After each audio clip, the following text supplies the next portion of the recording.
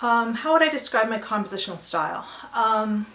That's a good question. I think my style is dictated by what I'm trying to do. I write a lot of songs, or primarily songs. I can't say my catalog is that huge really, but the words dictate how the music goes to me and the mood that I'm trying to create. So I will incorporate aspects of jazz, although I don't really consider myself a jazz musician at all. And I may incorporate aspects of gospel, even though I don't consider myself a gospel pianist really at all. I mean, I kind of fake a little bit. You know, I've listened to a lot of things. I've played in church a lot, and you know, I've done a lot of different diverse things. I've played in the pit of a musical, aside from, you know, being trained at Juilliard and classical music being a part of my experience the whole time that I was growing up. But you know, I was listening to a lot of different things. I mean, my dad is Jamaican. I was born in Jamaica, left before I was 2, but you know, reggae was a part of my upbringing, and so in my opinion, nothing's really off limits. But I think I have typically skewed towards something that's kind of more tonal, with a fair amount of dissonance, a fair amount of clusters. So yeah, I don't really try to analyze it as much as I just experience it and just try to put on paper what seems like needs to be there, if that means anything. I do like a good melody. I am fond of just a sense of flow and lyricism, but you know, I like rhythm, so I guess I haven't said much of anything. I guess you just have to kind of hear what I've done and decide what you think my style is. So my biggest musical influences among Black women composers. I will say that I was exposed to music by African Americans fairly late. I grew up in Western Canada, and so, you know, that certainly wasn't a part of our canon. When I went to Juilliard, that wasn't something anybody was thinking about. And so I think I was exposed to spirituals, you know, way before I was exposed to piano music by Black composers. And so it was primarily, I think, when I went to Florida A&M University that I played solo piano music by Black composers. And so I was exposed almost immediately to Margaret Bond's Troubled Water, and that just extremely virtuoso, jazzy masterpiece would have to be a definite influence. Although at the time I wasn't thinking of myself as being a composer. I mean, I did some arrangements, but solo piano music wasn't really on my radar.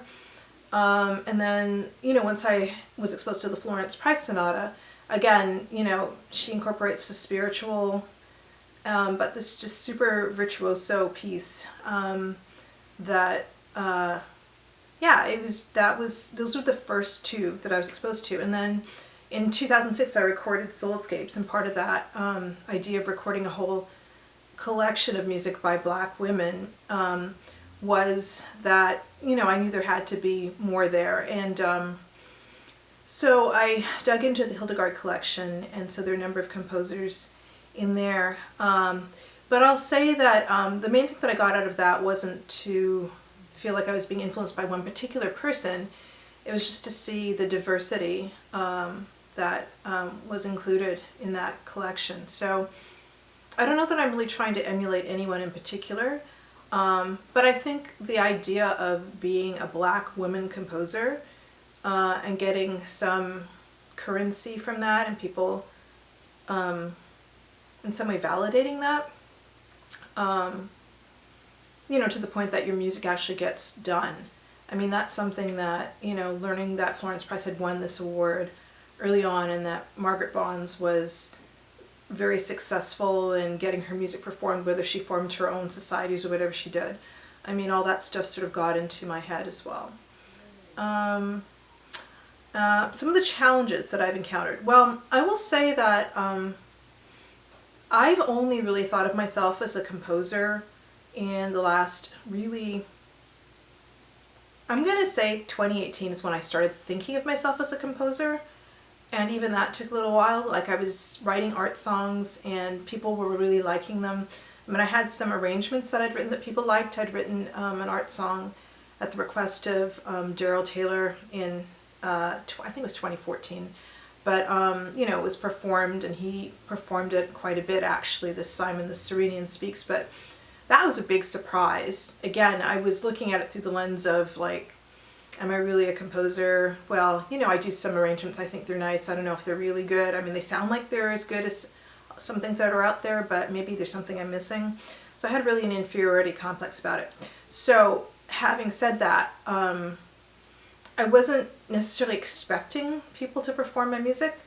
And in fact, you know, I had been asked to do an arrangement way back when by my ex. He was my fiance at that point.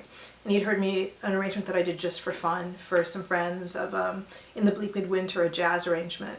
So after that, I was asked by Randy Jones to do an arrangement. My ex was at FSU, and she was also there. And so that was the first one someone asked me to do. But otherwise than that, you know, I just had no expectation.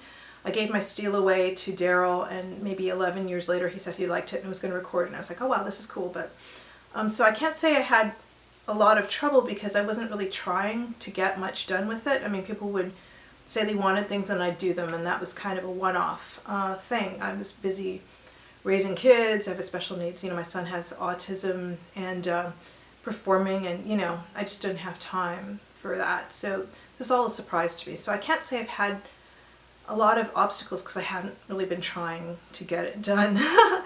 My experience as a Black woman, how's that influenced my music and my compositions? Well, I just think anything that, you know, you experience that brings emotion forth, hopefully is reflected in your compositions. And aside from the musical influences that I said, the language of whether it's jazz or spirituals or you know, like, my things I don't think are so inflected with hip hop, but you know, everything that I've listened to I think influences me, and all these composers that I mentioned, whether it was Margaret Bonds or you know, I mentioned Florence Price, but also, you know, male composers, all kinds of composers.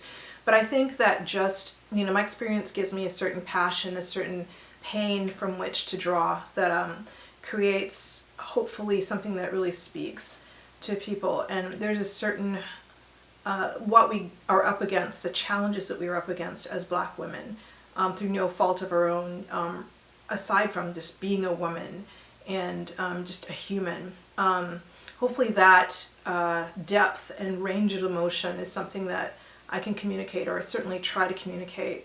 I mean, I did write a song called I Am Not an Angry Black Woman based on a poem that I wrote, and I guess my poetry comes from you know, my experience, the things I try to communicate in poems, which aren't always about being Black or being female, but I just think the layers of pain, the existential pain that we have, just learning the history, creates something in me that feels that it needs to be expressed, even if I'm not speaking about that particular subject. It's just an intensity that I think, I don't know if it would be the same if I hadn't seen our history and just observed the way that it continues to play out, and just felt so much rage, just frustration, I don't know. There's just this undercurrent of things, and then over top of it, in trying to deal with that, you get, you know, you learn to be more tender, you learn to be more loving, you learn to be more, all these different things that keep you sane, you know, trying to find ways to be peaceful in the midst of all that. So, yeah, I mean, it's my existence, it's part of a big part of who I am, and you know, we're not all cookie cutter, but it's just undeniable, and it affects everything I do, so of course it's going to affect my music.